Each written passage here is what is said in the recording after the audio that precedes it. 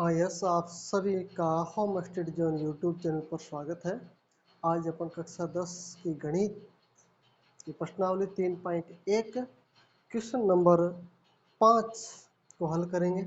इनसे पहले अपने 1 से 4 तक विधिवत रूप से हल कर दिया है और आपने उसको देखा भी होगा। ठीक है, आज क्वेश्चन नंबर 5 है। एक आयताकार बाग जिसकी लंबाई चौड़ाई से 4 मीटर अधिक है का अर्ध परिमाप 36 मीटर है, तो बाग की विमाई ज्ञात कीजिए। यानी एक आयताकार बाग है इस प्रकार का,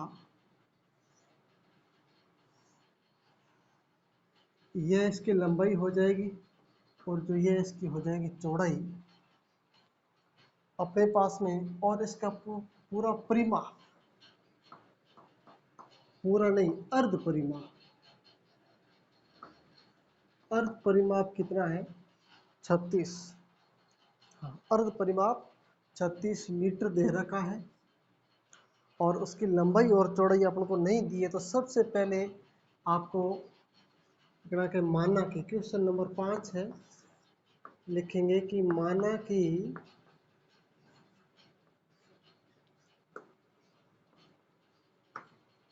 आयताकार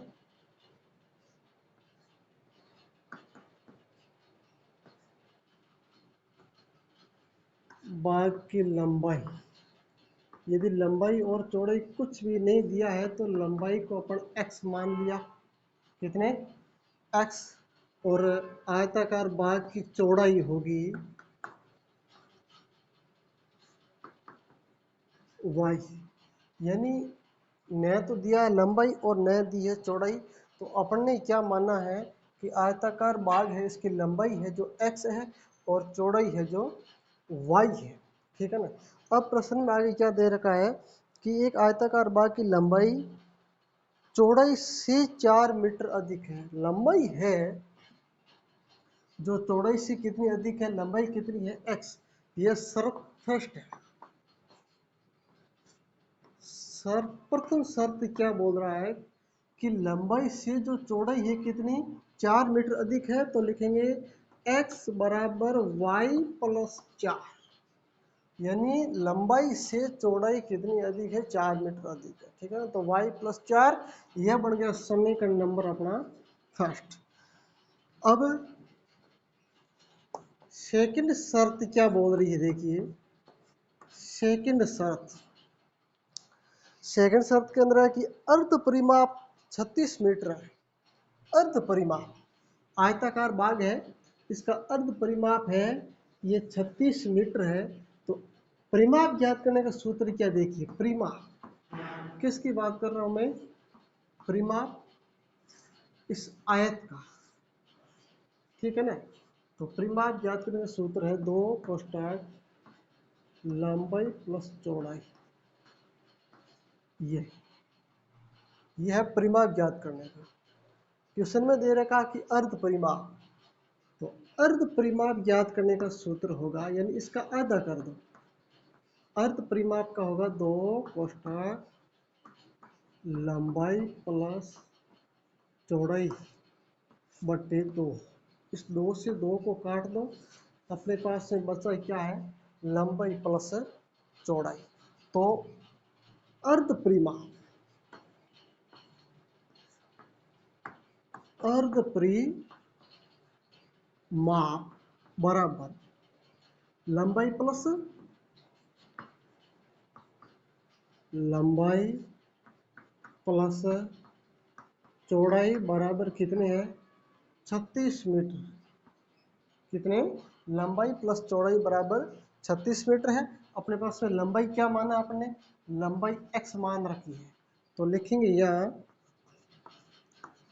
x कितना प्लस का है, तो प्लस चौड़ाई अपने y माना, ये चौड़ाई y बराबर कितने, ये 36। इसको हल कर दो, x को बाहर लिया तो 36 माइनस y, ये बन गया समीकरण नंबर सेकंड, और जो ये बन गया समीकरण नंबर फर्स्ट। अब समीकरण फर्स्ट को और समीकरण सेकंड को अपने ग्राफ की विधि से, यानी रेखिक समीकरण है जो दे रखा है, इनको आगे हल करेंगे आलेखीय विधि से हल करने के बाद में ग्राफ बनाएंगे, ग्राफ में से अपन इसका लंबाई जो x और y का मान निकाल सकेंगे। ठीक है ना, चलते हैं। तो सबसे पहले रैखिक समीकरण फर्स्ट को हल करते हैं। यह फर्स्ट है x प्लस नहीं है, x बराबर y प्लस 4। अब समीकरण फर्स्ट में y का मान रखो। समीकरण फर्स्ट में y बराबर, y का मान कितने भी रखो कोई फर्क नहीं पड़ेगा, मैं y का मान 2 रख देता हूँ। ठीक है ना, y का मान कितने रखेंगे, y का मान 2 रखेंगे। तो x बराबर 2 प्लस 4 बराबर 6 आ गए। कितने, 6। अब इसकी मैं सारणी बढ़ा देता हूँ। ठीक है ना, ये x और ये y, ये समीकरण फर्स्ट की सारणी है। ठीक है, इसको ध्यान रखना। अब मान अपने y का रखा कितना है, y का मान 2 रखा है और x का मान आया कितना, x का मान 6 आ गए। कितने, 6, क्योंकि 4 और 2 को जोड़ दिया 6 आ गए। वापस समीकरण फर्स्ट में y का मान चलो 5 रख देते हैं। कितने, 5 रखेंगे। तो x बराबर 5 प्लस 4 बराबर कितने आ गए, 9। यानी जहाँ y था, y के स्थान पर कितने रख दिए, 5 रख दिए। यो कितना हो गया, 9।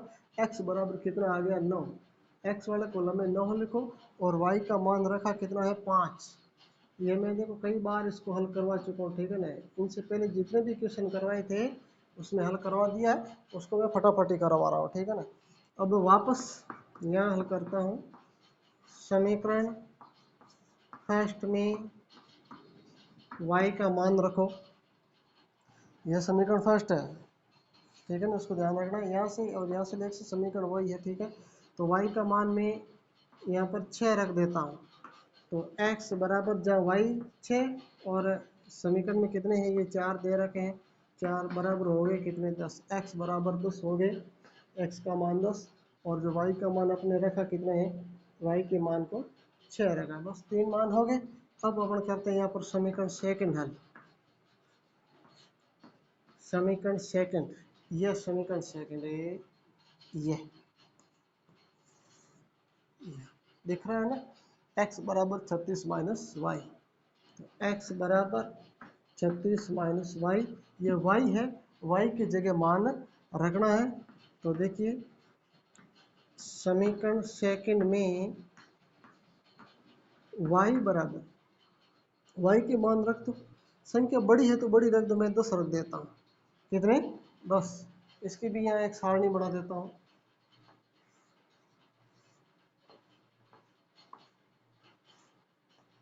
x y, मान y की जगह 10 रखना है। तो x बराबर 36 माइनस 10 बराबर 26। x का मान आ गया 26 और y का मान रखा कितना है, 10 रख दिया। वापस यहाँ हल कर देते हैं। समीकरण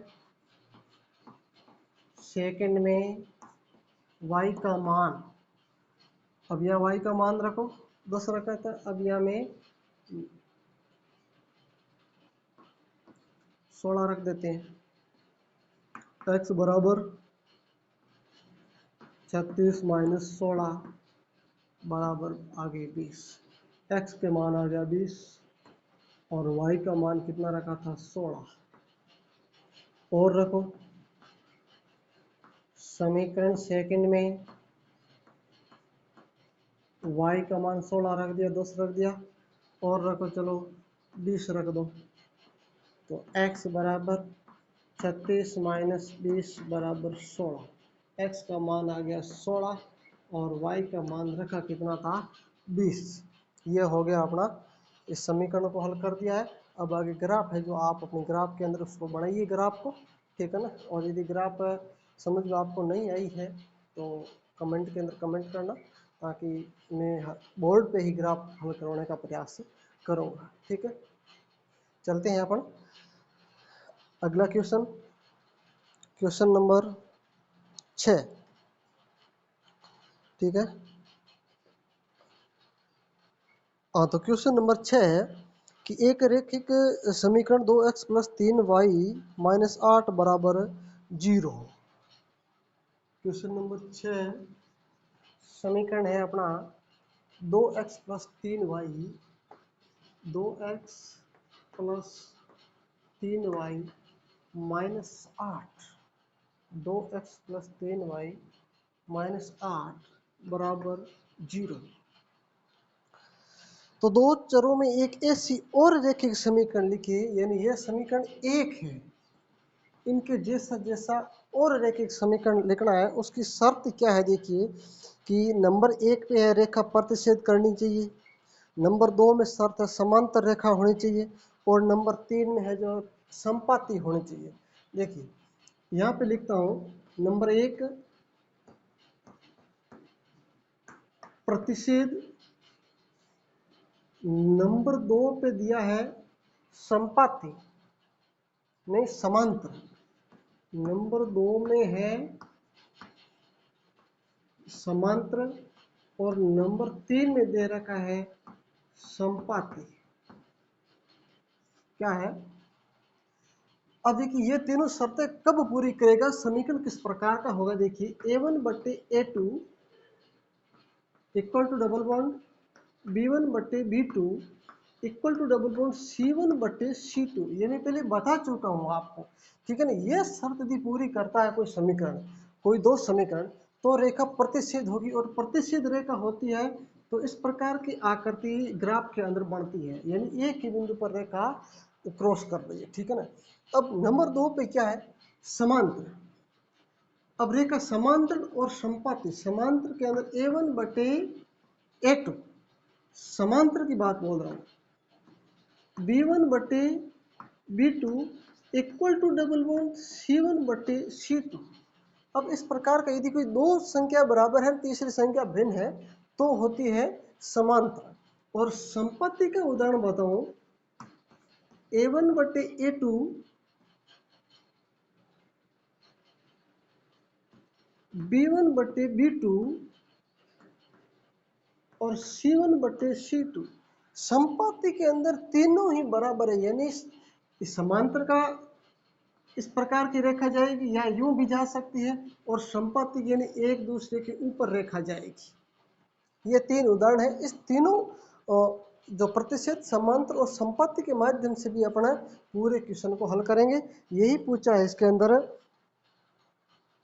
प्रतिच्छेद रेखा, संपत्ति रेखा और समांतर रेखा। ठीक है, अब जो ये दे रखा है, ये किसके रूप का, देखिए A1x plus B1y plus C1 is equal to 0। इसका जो यह व्यापक रूप है, इनके जैसा दे रखा है, ये सब A11 के मान है। अपने को याद करना है A2x plus B2y plus C2 is equal to 0, ये अपने को याद करना है। कोई भी समीकरण अपन बना सकते हैं, ठीक है ना। ऐसा कोई फिक्स इसका आंसर नहीं है कि ये ही समीकरण बनेगा, अपने अपने हिसाब से भी बना सकते हैं, ठीक है ना, बिल्कुल इजी है। अब देखिए A1/A2 की तुलना करेंगे, तो A1 का मान कितना है, 2 दे रखा है। अब A2 का मान नहीं है, तो A2 को आप A2 ही रखो। B1/B2, अब B1 का मान कितना है, यहाँ पर 3/B2 का मान नहीं है, तो उसको रहने दो। और C1/C2, C1 का मान -8 है, और C2 का मान नहीं, तो इसको ऐसे रहने दो। अब देखिए A1 का मान 2 है, B1 का मान 3 है, C1 का मान -8 है। अब नीचे किसी का कोई भी मान नहीं है, अपने को सबसे पहले रेखा प्रतिच्छेद करनी है, तो संख्या कैसी होनी चाहिए, मतलब तीनों ही भिन्न होनी चाहिए, तीनों भिन्न होनी चाहिए। तो ऊपर तो 2 दे रखा है, अब बट्टे के अंदर अपन कोई भी संख्या ले सकते हैं। केवल ऐसा नहीं है आप 0 नहीं ले सकते, आप 2 नहीं ले सकते, 0 और 2 आप नहीं ले सकते, क्योंकि जीरो रखोगे तो संख्या हल हो सकती है, ठीक है ना। इसका मान 0 का भाग 2 में अनंत बार जा सकता है, समझे। तो जीरो आप 0 और 2 नहीं ले सकते। मैं यहाँ पर संख्या रख देता हूँ 3 इक्वल टू डबल बॉन्ड लगाओ, क्योंकि ये संख्या अपन को इस प्रकार का इस नियम को फॉलो करना आपने, ठीक है। अब b1 का मान 3 दे रखा है, 3 बट्टे के अंदर भी ऐसी संख्या रखो, इनके बराबर मान नहीं होना चाहिए। मैं रख देता हूँ 2 बट्टे में रख देता हूँ, कोई दिक्कत नहीं है। ये दोनों देखिए असमान, अब देखिए ये दोनों असमान है कि नहीं है, असमान है कि नहीं है। ऐसा नहीं है कि 2 ऊपर आ गया 2 नीचे नहीं लिख सकते, बिल्कुल लिख सकते हैं अपन, ठीक है। तो अब इसके बीच में ये चिन्ह सही लगा है, यदि बराबर होती तो इस प्रकार का चिन्ह लग जाता, नहीं तो सही है ना, ठीक है। और इक्वल टू डबल बॉन्ड लगाओ, क्योंकि उस नियम को फॉलो करना है। -8 है, -8। अब C2 की जगह ऐसा मान रखो जैसे मैं ये 7 रख देता हूँ, तो कोई फर्क पड़ेगा क्या? कोई फर्क नहीं पड़ेगा, ठीक है। इसके नीचे अपन 0 नहीं लिख सकते, इस बात का आप ध्यान रखना। अब ये किसके रूप का है? A1/A2 equal to double bond B1/B2 equal to double bond C1/C2, यानी रेखा कैसी है? प्रतिच्छेदी है, प्रतिच्छेद करती है ना, बिल्कुल सही है। नंबर 2 पे अपने को क्या याद करना है? समांतर रेखा, इस नियम को फॉलो करना है। इसको कर दिया है, इसको फॉलो करना है, समांतर रेखा। समीकरण यही है, सॉरी बताना भूल गया। अब समीकरण बनाना था अपने को, तो समीकरण इस नीचे वाले का समीकरण बना दो। क्या है? ये 3x plus 2y plus 7 is equal to 0, ये समीकरण नंबर 2 बनता है, ठीक है ना। ये संभावित समीकरण है, ठीक है, संभावित रैखिक समीकरण, ठीक है ना, संभावित है। इस यह है 2x प्लस 3y माइनस 8, यह फर्स्ट समीकरण था। यह सेकंड समीकरण 3x plus 2y plus 7 is equal to 0, यह संभावित समीकरण है, ठीक है ना। अब नंबर 2 नियम क्या है कि रैखिक समीकरण बनाना है, और वो कैसा होना चाहिए? समांतर। अब इस नंबर 2 को फॉलो करना है, यानी ये 2 समान होना चाहिए और यह असमान होना चाहिए, ठीक है ना। तो देखिए A1 का मान यही है, B1 का और C1 का ये मान है, इस प्रकार से लिख दो।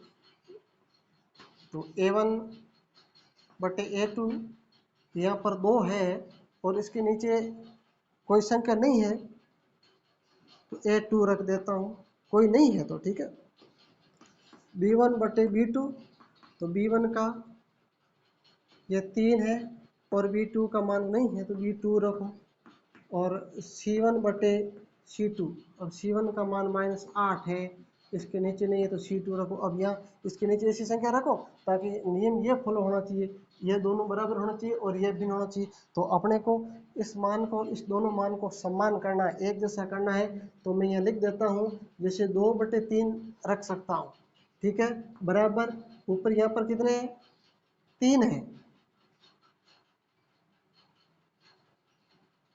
नहीं 3 नहीं रख सकते, यहाँ पर अपन 4 रख सकता हूँ मैं, और 3 के बट्टे में अपन रख सकते हैं 6, ठीक है।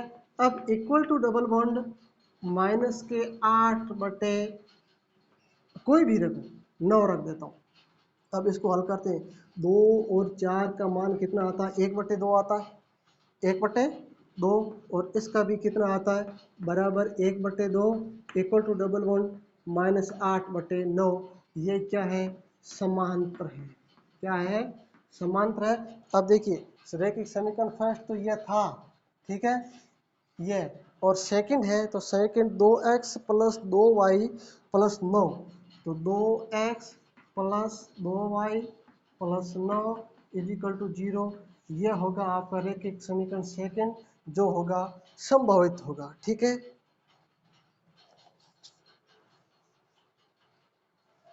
नंबर 7 है x माइनस वाई प्लस 1 बराबर 0, समीकरण फर्स्ट। क्वेश्चन नंबर 7 का समीकरण फर्स्ट है x माइनस वाई प्लस 1 बराबर 0, और सेकंड समीकरण 3x प्लस 2y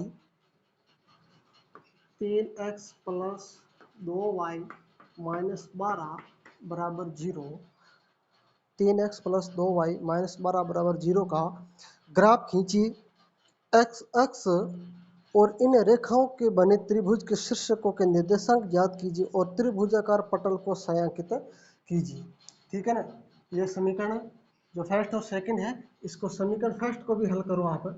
हल करके आलेख्य विधि से फिर ग्राफ बनाएंगे। तो x बराबर -1 प्लस y, ये समीकरण फर्स्ट। इस समीकरण को मैंने तोड़ दिया, ठीक है ना, x को बाहर ले लिया तो ये दोनों बराबर के बाद में गए, चिन्ह परिवर्तन हो गए। अब समीकरण सेकंड को भी तोड़ो, तो 3x बराबर 12 माइनस 2y, x को बाहर ले लिया तो 12 माइनस 2y बट्टे में चला जाएगा 3, यह बन गया समीकरण नंबर सेकंड। अब समीकरण फर्स्ट से रैखिक समीकरण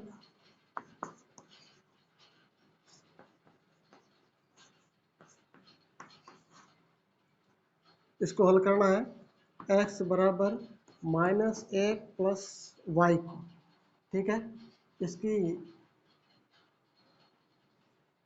सारणी बना दो सबसे पहले तो आप, ताकि इसके अंदर अपन लिखेंगे मान को x और y, यह समीकरण फर्स्ट की है, और जो यहाँ बनेगी वो बनेगी समीकरण सेकंड की। x और y, यह है समीकरण सेकंड की। अब समीकरण फर्स्ट में y का मान रखो, y बराबर, y की जगह 2 रख दो पहले, ठीक है। हल करेंगे तो x बराबर -1 प्लस 2 बराबर मान 1 आएगा प्लस का, यानी 2 में से 1 गया 1। अब x वाले में कॉलम में 1 लिखो, y वाले में 2, क्योंकि y का मान अपने रखा कितना था, 2 रख दिया, ठीक है। वापस समीकरण फर्स्ट में y का मान 5 रख देते हैं, तो x बराबर -1 प्लस 5 बराबर कितने आ गए, 4। x का मान आ गया 4, और y का मान कितना रखा है, y का मान y बराबर 5, y का मान 5 रख दिया। फिर यही हल करता हूँ। समीकरण फर्स्ट में y बराबर 7 रख दो, तो x बराबर -1 प्लस 7 बराबर कितने, 6 आ जाएंगे। x का मान 6 आ गया और y का मान रख दिया कितना, 7। 3 मान आ गए, 3 मान बहुत है, ग्राफ आपकी बन जाती है। अब यह हल करता हूँ समीकरण सेकंड को। समीकरण सेकंड में मतलब y पहले लिखो, समीकरण को लिखो पहले, ताकि गलत होने का चांस ना रही है। x बराबर 12 माइनस 2y अपॉन 3,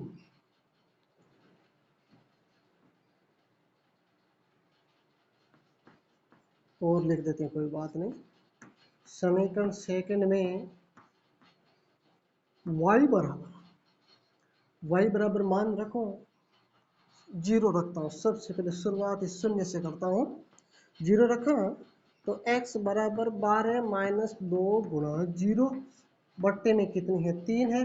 इसको हल करो, 0 का 2 से गुणा कर दिया, 0 आ गया।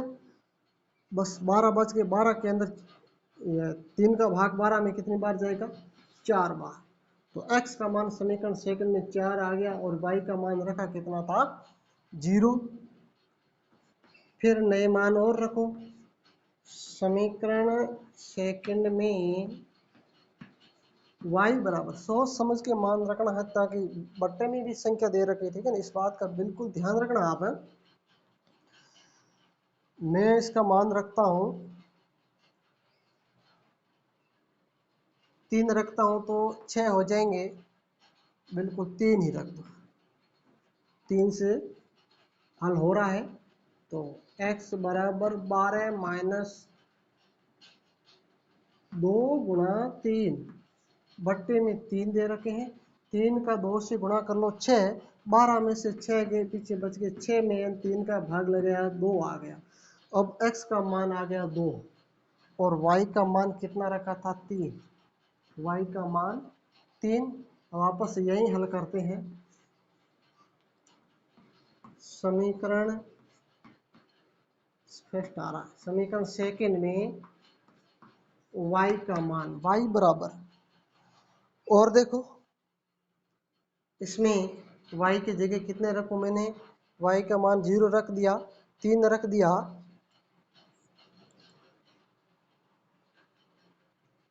4 8 हो जाएगा 10, 2 बचेंगे नहीं, 12 रख देते हैं। कितना, y बराबर 12 रखते हैं।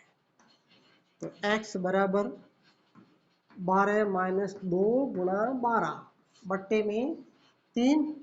तो x बराबर इस 2 का 12 से गुणा किया कितना आ गया 24। तो यहाँ लिखो, देखो 12 माइनस 24 बटे 3। अब 12 में से 24 जाएंगे तो बराबर के अंदर है, जो x बराबर माइनस के 12 बच जाएंगे और बट्टे में कितने 3, 3 का भाग कितनी बार जाएगा माइनस के 4 बार। ठीक है, तो x का मान आ गया माइनस का 4 और जो y का मान अपने कितने रख दिया है 12। यह हो गया अपना समीकरण सेकंड हल। इसके बाद में जो प्रक्रिया बच रही है वो है ग्राफ बनाना।